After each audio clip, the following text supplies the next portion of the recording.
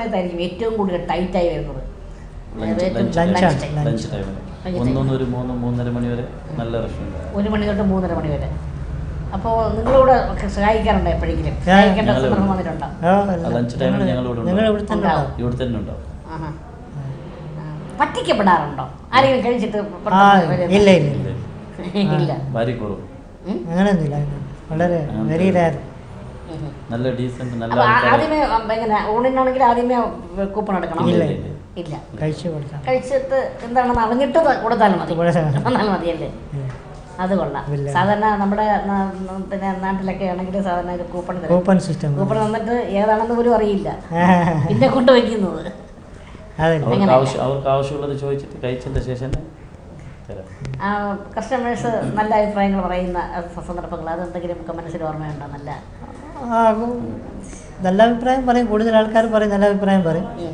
പക്ഷേ ഞങ്ങൾക്കത് മനസ്സിലാവുന്ന പറഞ്ഞാൽ ഞങ്ങളുടെ റെസ്പോൺസ് കൊണ്ട് ഞങ്ങൾക്ക് മനസ്സിലാവും അവർ തിരിച്ചു വരുന്നു, ഇഷ്ടപ്പെടുന്നുണ്ട്, വീണ്ടും കഴിക്കുന്നുണ്ട്. അപ്പോൾ അത് തന്നെ ഞങ്ങൾക്കത് ഇതാണ് സാറ്റിസ്ഫാക്ഷൻ.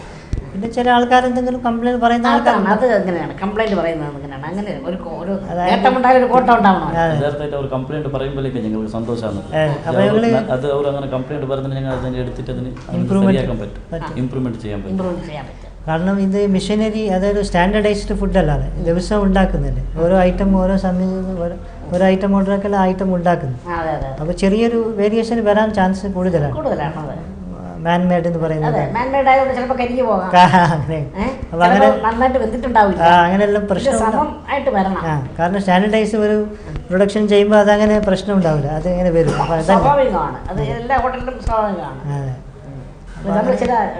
നമ്മള് ചില പിന്നെ ജയറാമിൻ്റെയും ഒക്കെ സിനിമകളിൽ കണ്ടിട്ടുണ്ട്, മറ്റേ ബിരിയാണിയുടെ ഇടയിൽ നിന്ന് പാറ്റ ഇങ്ങനെ എടുക്കുന്നത്. അതൊക്കെ ഞങ്ങൾ ഇവിടെ വളരെ ശ്രദ്ധിക്കും. പെസ്റ്റിസൈഡ് അത് ഇതെല്ലാം ചെയ്യും, മന്ത്ലി അത് നോക്കും. പിന്നെ ഞങ്ങൾ ഇവിടുന്ന് കൂടുതലായിട്ട് ഹോട്ട് ഫുഡ് ഇങ്ങനെ മെയിൻ ഞങ്ങളെ കോൺസെപ്റ്റ് അതാണ്. ഓർഡർ ചെയ്താൽ പെട്ടെന്ന് ഉണ്ടാക്കി കൊടുക്കുന്ന ഐറ്റമാണ് കൂടുതൽ.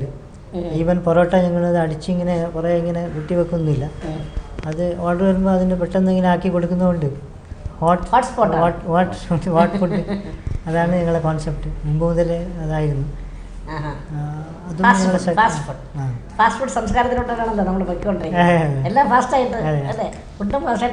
എല്ലാവർക്കും ചൂട് ഭക്ഷണമാണ് ഇഷ്ടം.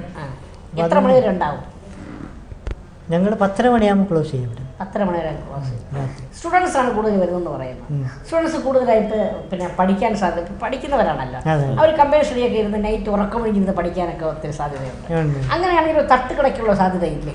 ഇവിടെ അങ്ങനെ ഉണ്ട്, കുറേ തട്ടുകടകൾ രാത്രി ഓപ്പണുള്ള കടകളുണ്ട്. പക്ഷേ ഇവിടെ പോലീസിന്റെ റെസ്ട്രിക്ഷനും ഉണ്ട് അതിന്. കാരണം 11 മണിയാകുമ്പോൾ എല്ലാം അടക്കണമെന്ന് നിയമം. 12 മണിയാകുമ്പോൾ സാധാരണ അടിച്ചിട്ടുണ്ടാവും.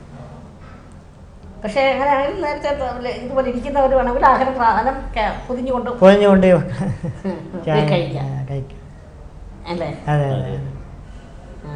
തട്ടുകടയുണ്ട് ഇവിടെ കുറവ്.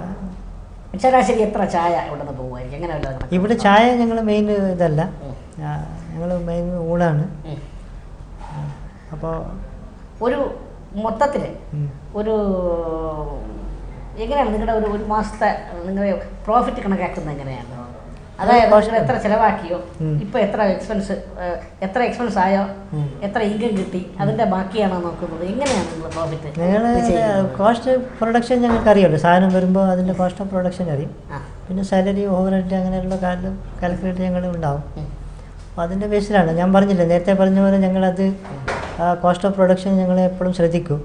കാരണം ഞങ്ങൾ മിനിമം മാർജിൻ വെച്ചിട്ടാണ് കൊടുക്കുന്നത്. ഇവിടെ ഫുഡിൻ്റെ കോസ്റ്റ് കൂടാൻ പാടില്ല എന്നാണ് ഞങ്ങൾ മെയിൻ ചെയ്ത്. ഫിഷാണ് കുറച്ച് പ്രൈസ് വേരിയേഷൻ ഉണ്ടാവും, കാരണം ദിവസം വേരിയേഷൻ ഉണ്ടാവും. അതുപോലെ അത് വേരിയേഷൻ ഞങ്ങൾ എവിടെയും ചെയ്യും. കാരണം ഒരേ പ്രൈസ് ഇന്നത്തെ തന്നെ നാളെയും കൊടുക്കില്ല, ഞങ്ങൾ അതിൻ്റെ വേരിയേഷൻ ദിവസം ചെയ്യും. അപ്പോൾ അതും കസ്റ്റമറിൻ്റെ ബെനിഫിറ്റ് ഉണ്ടാവും. അരി എങ്ങനെ, വെള്ള അരിയാണോ? അല്ല, ഇവിടെ മറ്റേ ചുവന്ന അരിയാണ് മെയിൻ, പൊതിങ്ങളരി.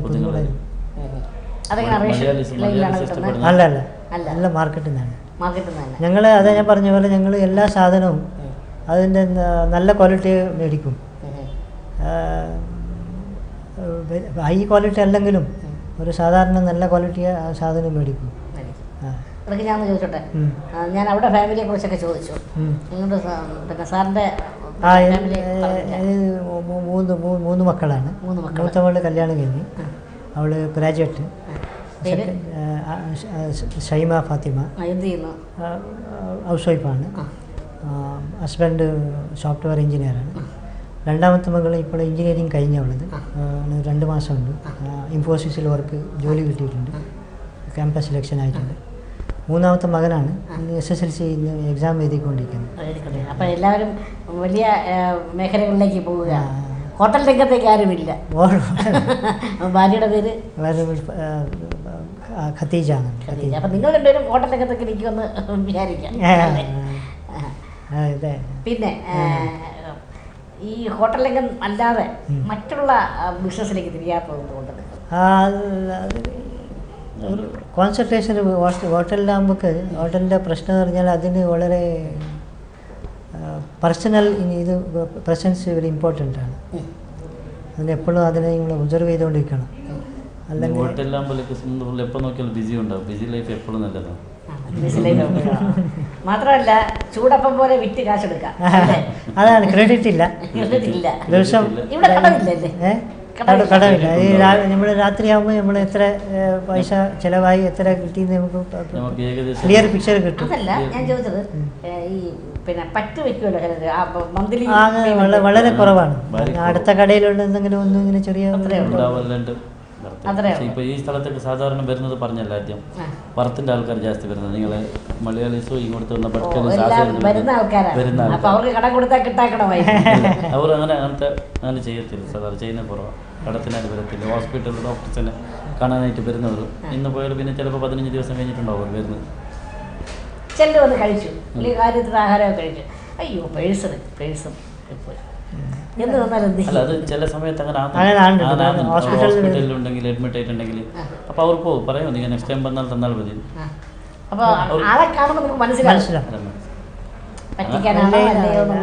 വളരെ ഭാര്യ കുറവ് ഇല്ലയെന്ന് പറയാം.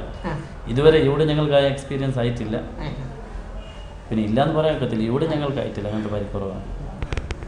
അപ്പോൾ എന്തായാലും നിങ്ങൾ ഈ വ്യവസായ രംഗത്ത് കൂടുതൽ മേന്മയുണ്ടാവട്ടെ.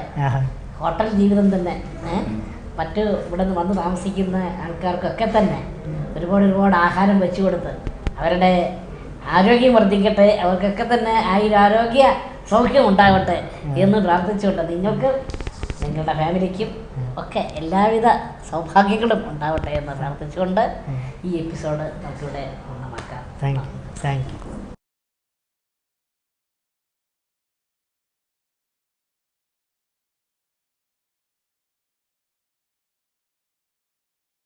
ഈ എപ്പിസോഡിലെ ചോദ്യം ചോദിക്കുകയാണ്, തെക്കേ ഇന്ത്യയിലെ മാഞ്ചസ്റ്റർ എന്നറിയപ്പെടുന്ന സ്ഥലം ഏതാണ്? ചോദ്യമൊരിക്കൽ കൂടി, തെക്കേ ഇന്ത്യയിലെ മാഞ്ചസ്റ്റർ എന്നറിയപ്പെടുന്ന സ്ഥലം ഏതാണ്? ഉത്തരമറിയിക്കേണ്ട ഫോൺ നമ്പർ ചുവടെ പറയുന്നു. നന്ദി, നമസ്കാരം. ഞങ്ങളെ വിളിക്കേണ്ട ഫോൺ നമ്പർ 0484231778 അല്ലെങ്കിൽ 83. ഫോൺ നമ്പർ ഒരിക്കൽ കൂടി 0484231778 അല്ലെങ്കിൽ 83.